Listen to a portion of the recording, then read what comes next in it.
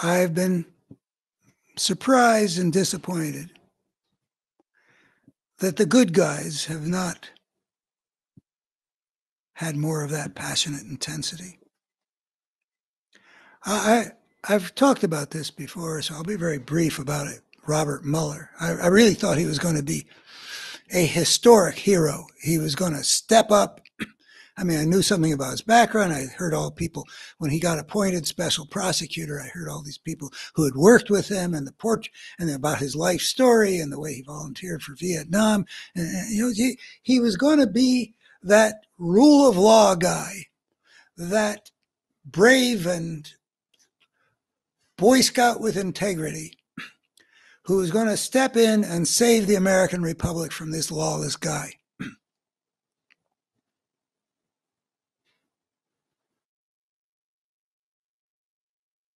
I don't get how he conducted himself. And then we get to Merrick Garland. He took office. There had been January 6th. Hundreds of people had obviously committed some crimes that the Justice Department should prosecute. But just as obvious, this was not something that happened spontaneously.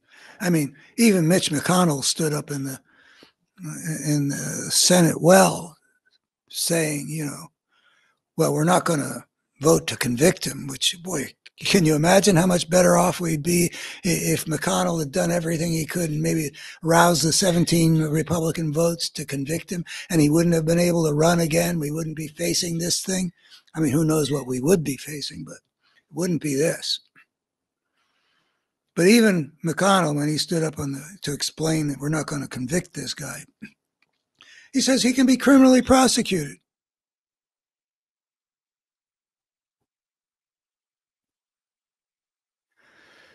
But Merrick Garland sat on his hands for almost 2 years. He convicted a lot of the little guys, but it was real slow to go after the people who are really responsible, who really constitute an ongoing threat to the nation. Why are the good guys still so weak? I talked about how people who are comfortable and who didn't just hit their thumb with a hammer are hopping up and down with passionate intensity out of their pain, are going to be more laid back.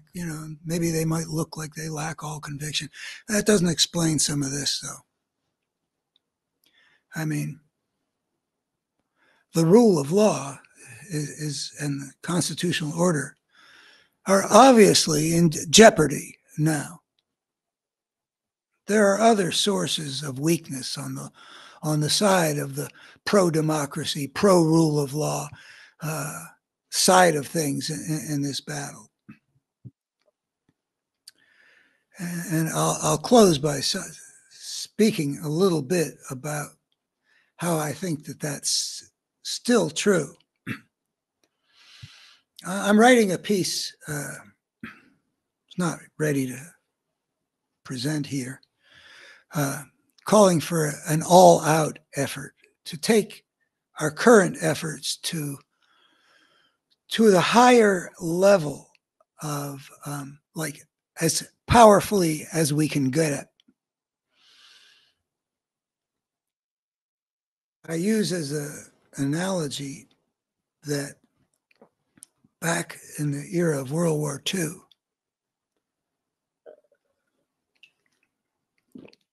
America suddenly had to go all out. And the story of how FDR and his cabinet advisors and their interactions with American industry, FDR was not going to be satisfied with the level of production that his advisors told him that we would be able to do X tanks, planes, ships, etc., by such and such a date. He said double it or some such thing. I mean, significantly more. Make it happen. And we did. The amount of the armory that the United States produced in that emergency when we were going up against the fascist threat of that time was astonishing. So I ask myself, or ask my reader,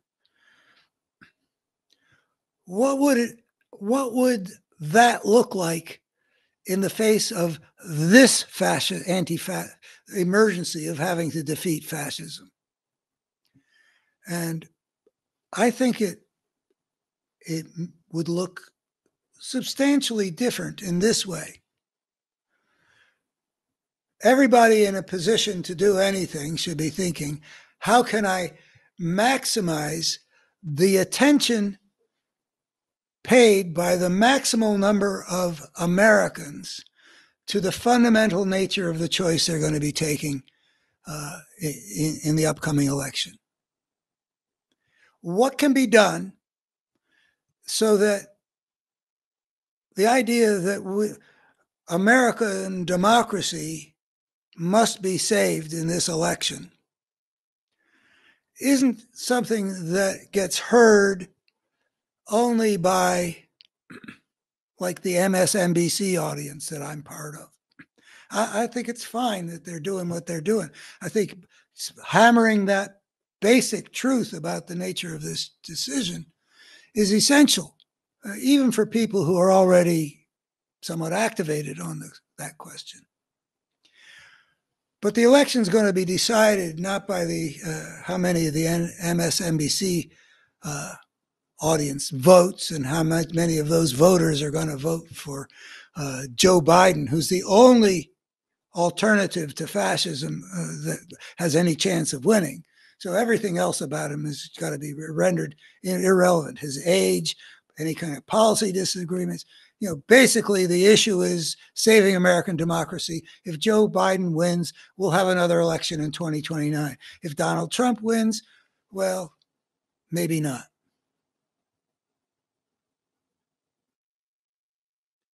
Everybody is in a position to do anything to get the attention of the American people. I don't think that most Americans, with all the things that are being said and done right now, I think that there are at least tens of millions of Americans who don't see the fundamental nature of the choice that we're going to be making in this election. And probably don't think that there's really anything all that unusual about this election, who look at the 2024 election, and maybe there are a lot of people who just sort of grumble about it. Oh, it's a choice between these two, a rematch from 2020 between these two aging men. It is that. But the important truth of the matter is that it is not that. It is a choice between preserving American democracy and handing power over to something that is lawless, that is continually utilizing lies, that has already put out a lot of roadmap of the destruction of American system of governing power, that was the source of many of the benefits we've had as Americans for generations. Many Americans, not all, of course, have had the blessings of living in a society in which there's a lot of ways in which the power goes from the bottom up. We're heading to a choice between that and a system where, like in Putin's Russia, power goes from the top down. And that is a recipe for terrible brokenness and a very dark future for America. I can imagine people creating events that are of interest, not just like a press conference that the people who don't know that you should vote against Donald Trump and the Trump party, they're not people who pay a lot of attention or are in a lot of contact with the truth. Now, some of them are people who I think are probably unreachable, and I don't necessarily understand that psychology, but there is the evidence. But there are a lot of people in the middle, and I want a blowout in this election. And the only way to get a blowout is to get everybody who would choose democracy if they understood what the election was really about, to understand what the election is really about. So how do we get the maximal number of people to do it? Well, I can imagine Willie Nelson, if he's not too old to do it. I mean, he's older than I am. But he's still out there performing, I think. But in any event, back in the 80s, which is a long time ago, I recognize, he did a lot of concerts that were, I think it was called Farm Aid. And he was a political figure in sort of not necessarily partisan politics, not necessarily saying who to vote for, but trying to agricultural America was in trouble. I don't remember what all the reasons were. I think it had something to do with the financial system and the savings and loan. I'm not sure what it was.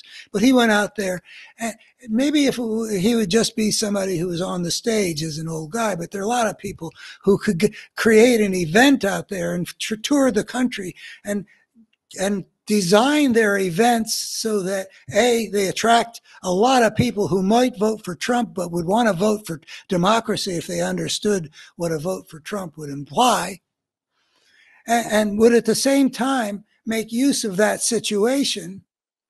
I mean, not that I know how to design the lesson, but that educational process is what you want.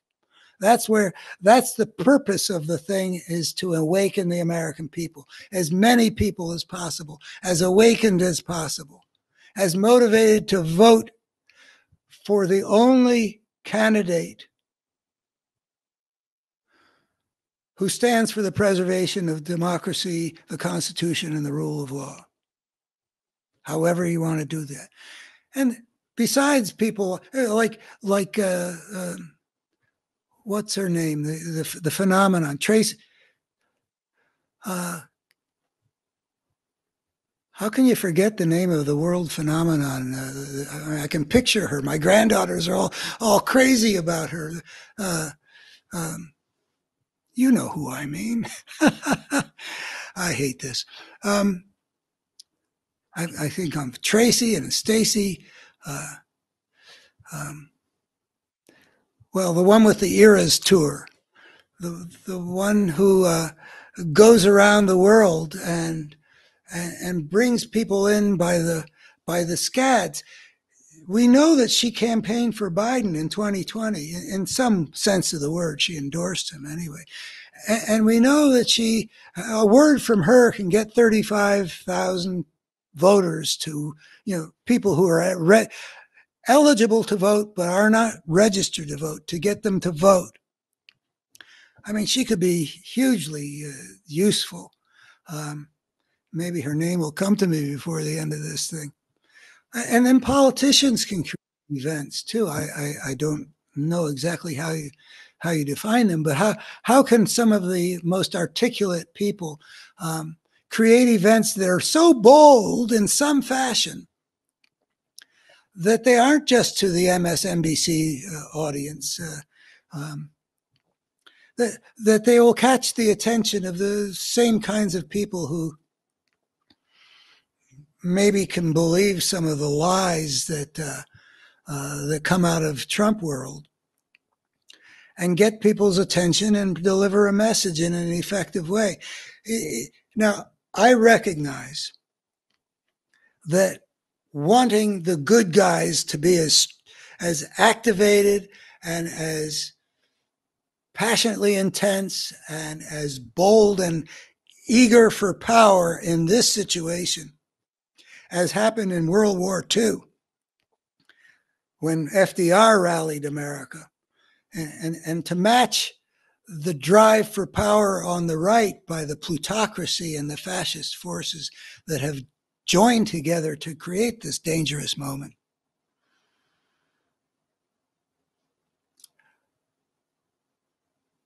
I recognize that when FDR did it, it was for a war where central control and is required. This was the intersocietal system shown by the parable of the tribes, where you need to have the. I mean, you can see from this 9,000-year-old painting, a rock painting from the Algerian desert. Two groups, one of whom is attacking another. This guy became my symbol for many, many years, tilted to be a little bit counterclockwise rotated. This is the problem in the intersocietal system that has persisted since the beginnings of civilization. This is emblematic that even whatever, I think it's 9,000 years ago, it might be 7,000, in the deserts of North Africa. This was painted on some kind of rock wall. And it shows that the problem of the war of all against all was already a big part of the human condition. And now we've got, in World War II, I think a friend of Taylor Swift. Thank you, Clayton. You must be out there. Taylor Swift. It's not Stacy. It's not Tracy. Taylor Swift. Come save us, please. So, if you can turn off Taylor now, and well, maybe we should bring her. Maybe we should keep her. And people like Jamie Raskin and Elizabeth Warren and Bernie Sanders and some of the voices that America might pay some attention to, and whatever we can create. It's not a centralized thing. It's everybody who's in a position to do something, whether it's Willie Nelson or Taylor Swift or Jamie Raskin. What can you do? There's no such thing as getting too strong for this fight. The only question is what will bring the maximal necessary impact maximal impact in the right direction. You don't want to turn people off. You want to awaken people. So that's what we should be doing. We can't have this asymmetry continue where the evil are filled with a passionate intensity, their pain driving them into a lust for power which is not matched with the intensity from the other side. Going all out, whatever it takes. And we don't have all that much time to move the mental furniture of a lot of Americans who have failed to see what's really quite palpable on the surface if you're paying a fair amount of attention and you've got a reasonable degree of intelligence and nothing's been done to your head by post-hypnotic suggestion or some other device to disable your intelligence and make you do things which are obviously based on, to believe things that are obviously false and to do things that are obviously against your interests. Whatever that takes. And it's not FDR calling the one play, produce all these ships so we get our Navy out there to attack the South Pacific. No, it's not like that. It's let 100 flowers bloom. Let Taylor Swift invent her way of doing it, and let the movie stars that people might pay attention to invent their way of doing it. That's what we got to do. All out. A national emergency. Just like it was in 1941, 42, and maybe going back to 40 when the Nazis overran Europe. Well, thank you. I would appreciate if you would, what would I appreciate? If you would follow me, if you'd take a look at abetterhumanstory.org to see whether I deliver on these sort of grand claims I make. And if you know somebody for whom understanding things well is something that they're willing to work hard to get, that they would want to understand the better human story, if in fact it was better, both in terms of at least explaining our world better than what we got going on now in our thinking, and in terms of having the potential to help us get to that better human world that we need to get to. If we're not going to become a fascist country in the short run, and are not going to destroy ourselves as human civilization in the longer run. Please tell them about this series. Please encourage them to check it out. And I encourage you to check it out too, if you would care to know what's really been going on, because we're the creatures that took that fateful step, unprecedented in the 3.5 billion year history of life, out of the natural order and into the disorder that is the inevitable result of a creature suddenly inventing its own way of life, which is what we call civilization. Thank you. Bye-bye.